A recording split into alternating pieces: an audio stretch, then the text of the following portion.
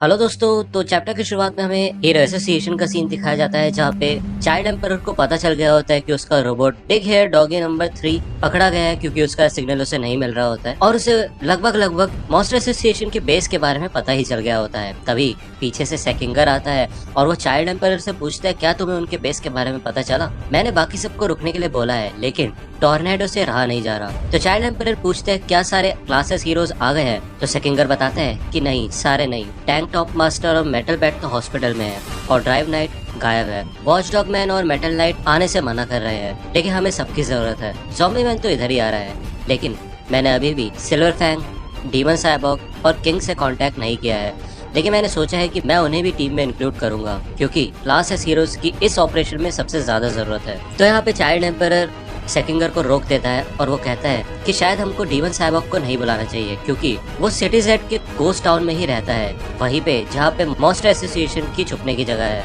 और तो और हमें उसकी बर्थ प्लेस भी नहीं पता है। तो मैंने लगता है काफी अजीब है। तो सेकिंगर कहता है कि कई हीरोज ऐसे होते हैं जिनके बैकग्राउंड्स और सीक्रेट्स के बारे में हमें नहीं पता होता, तो एकदम से तुम ऐसा क्यों बोल रहे हो? तो चाइल्ड एम्परर बताता है हमें अभी भी अपने दुश्मनों के बारे में बहुत चीजें नहीं पता है, जैसे कि वो कितने हैं और कितने ताकतवर हैं। अगर हमारी टीम में कोई धोखेबाज है तो वो हमारे दुश्मनों को हमारे अटैक करने का टाइम बता देंगे जिससे कि हमें भारी नुकसान हो सकता है। जेनोस नया है और उसका इतना रिकॉर्ड भी नहीं है कि वो अपने आप को वफादार साबित कर पाए। तभी उसको मेटल नाइट की कही बात याद आती है जब वो चाइल्ड एम्पर को कहता है कि किसी पे भरोसा मत करना। तो सेकिंगर कहता है कि अगर ऐसा ही है तो तुम उससे सामने से जाके बात क्यों नहीं कर लेते? तो चाइल्ड एम्पर मना करता है और कहता है बस हम उसको ऑपरेशन में इंक्लूड नहीं करेंगे क्योंकि ये ऑपरेशन बिल्कुल अच्छे से होना चाहिए। तो सेकिंगर उसकी बात मान लेता है और वो कहता है कि बात तो तुम्हारी सही है, हम ऐसा ही करेंगे, डीमन साइबॉग को हम टीम से निकाल देंगे। चाइल्ड एम्पायर फिर कहता है कि यहाँ तक कि अगर हम बात करें सिल्वर फैंग की तो उसने भी गारो को जाने दिया था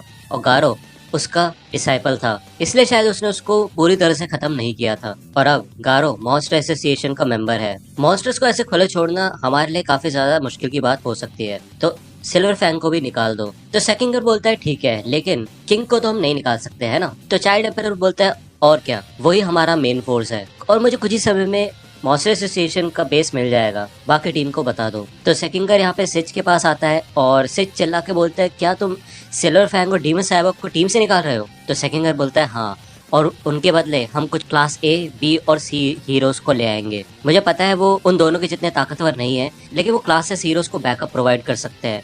तो सिच बोलता है ऐसा बिहेव मत करो कि उनकी जिंदगी फालतू है, वो मर सकते हैं। तो सेकिंगर बोलता है कि मुझे पता है लेकिन उन्होंने ही प्रोफेशनल हीरो बनने का फैसला लिया था है ना, और वैसे भी यहाँ पे एक हॉस्टेज की जिंदगी दाव पे लगी है तो कुछ लोगों की मरने की संभावना तो है ही। तो सिच सेकिंगर से पूछता है तुमने कभी सोचा है कि आगे क्या होगा अगर हमारे हीरोज मर जाते हैं या फिर जख्मी हो जाते हैं?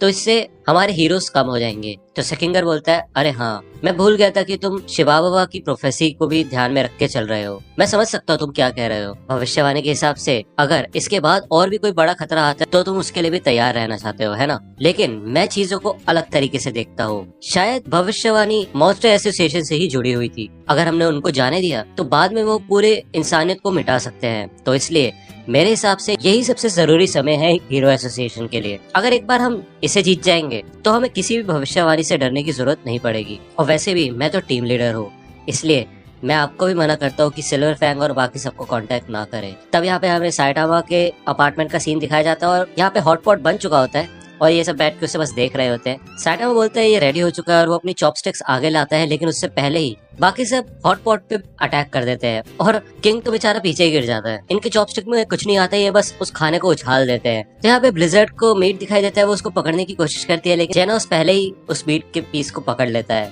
और वो कहता है कि तुम्हें मास्टर का मीट क्यों चाहिए हेलिश ब्लिजर्ड? तो ब्लिजर्ड कहती है तुम खुश हो उसका साइड किक बन के? तो सिल्वर फैंग बोलता है कि ये सब बंद करो, हॉटपॉट शांति से खाना चाहिए। तो यहाँ पे साइडामा अपना हाथ उठा के बोलता है रुक जाओ, एक बात मुझे परेशान कर रही है, तुम सब यहाँ पे इतना दंगा क्यों मचा रहे हो? मैंने तो अपनी पूरी गोभी यूज की है, तो अब तुम घर जाओ। तो ब्लिजर्ड भी बोलती है हाँ सही बात है, घर जाओ, वैसे भी यहाँ पे बहुत भीड़ हो रही है। तो साइटामा ब्लिजर्ड से कहता है तुम्हें भी जाना है अगर। तो ब्लिजर्ड बोलती है कि क्या सिल्वर फैंग और उसका ये बूढ़ा दोस्त, इनका कोई यहाँ पे रहने का तुक बनता भी है? अगर तुम ब्लिजर्ड बंच को ज्वाइन करना चाहते हो तो तुम्हें अपने आप को साबित करके दिखाना होगा। तो ये लोग सोचते हैं ब्लिजर्ड बंच, तो जेनस बोलता है कि मैं इसको मार डालूंगा। तो साइटामा चिल्ला के बोलता है नहीं नहीं कुछ तोड़ना मत।